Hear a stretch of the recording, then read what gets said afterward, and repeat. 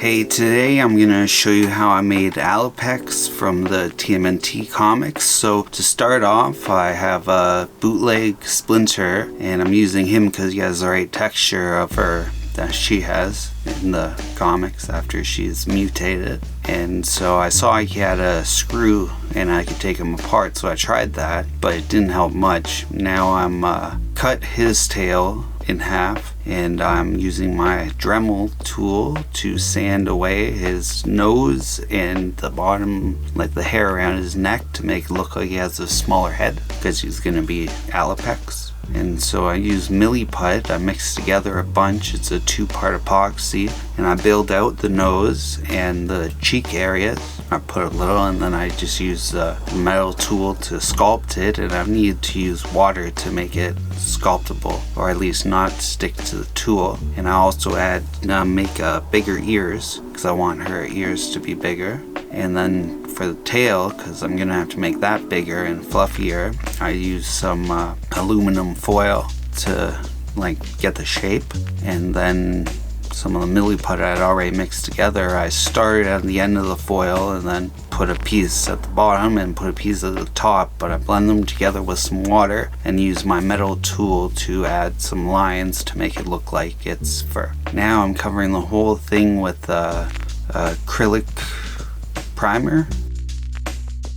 The nose was still too big, so I used my Dremel to sand that down because I want a more triangular point on it, because that's kind of how she looks. Then I cover another coat of the white to fill in any spots that were dark or that I just sanded. I'm on to the eyes. I start with the raw sienna, just making a circle in the eye because I painted everything white, so his eyes, which were red for some reason, are gone now. So yeah, 2 circles of the raw sienna because she has kind of like hazel eyes or yellowy eyes.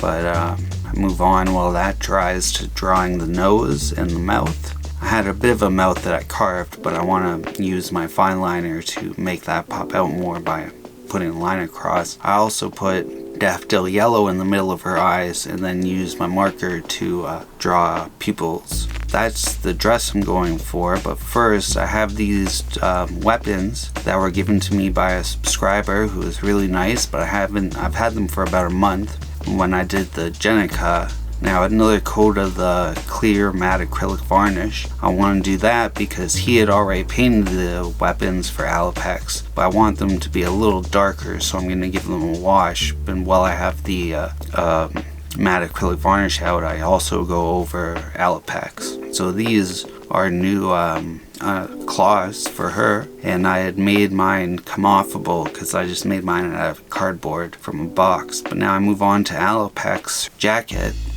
or shirt or whatever you call that, poncho. And to get my black wash, I didn't have any clean water around, so I used some coffee, and it's 1/3 black paint and 2/3 water, or in this case coffee. And then I put it all over the handle of the weapon because I just want them to be darker and the details to pop out more.